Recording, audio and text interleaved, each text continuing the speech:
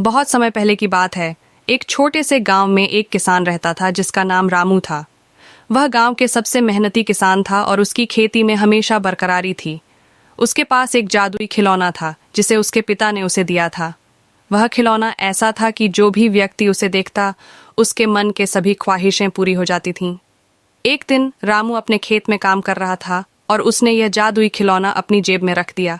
अचानक गांव का राजा वहां से गुजर रहा था। उसने रामू को खेत में काम करते हुए देखा और उसके खिलौने के बारे में पूछा। रामू ने राजा को वह जादुई खिलौना दिखाया। राजा को उसमें इंटरेस्ट आया और वह रामू से खिलौने को खरीदने के लिए पूछा। रामू ने राजा को साफ कहा कि वह खिलौना बेचने के लिए तैयार नहीं है, क्योंकि वह उसे अपने पिता की यादों के साथ रखना चाहता है। परंतु राजा ने रामू को बहुत अच्छी कीमत पर उस खिलौने को खरीद लिया।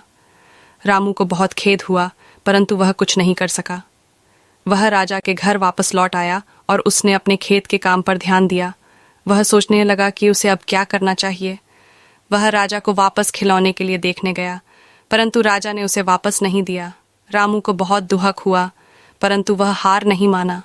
उसने फिर से मेहनत करना शुरू किया और उसने अपने खेत में एक नई तरह की खेती की। उसने अपनी मेहनत के फलस्वरूप पाया और उसके खेत में अब और भी ज्यादा फल और सब्जियां उगने लगी।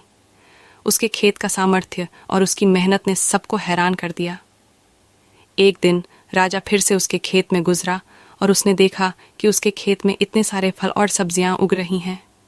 उसने रामू से पूछा कि ऐसा कैसे हो गया। रामू ने राजा को सभी रहस्य बता दिए और उसकी मेहनत की कहानी सुनाई। राजा ने रामू की मेहनत को देखकर उसे खिलौने को वापस लौटा दिया और उससे माफी मांगी। रामू को बहुत खुशी हुई और वह राजा का धन्यवाद किया। राजा ने भी उसकी मेहनत की सराहना की और उसे एक बड़ा पुरस्कार भी दिया। इस कहानी से हमें यह सीखने को मिलता है कि मेहनत और संघर्ष में हमेशा कुछ न कुछ अच्छा ही होता है।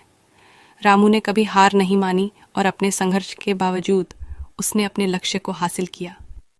यह हमें याद दिलाता है कि जीवन में मेहनत और संघर्ष हमें अपने लक्ष्य की दिशा में आगे बढ़ने की शक्ति प्रदान करते हैं।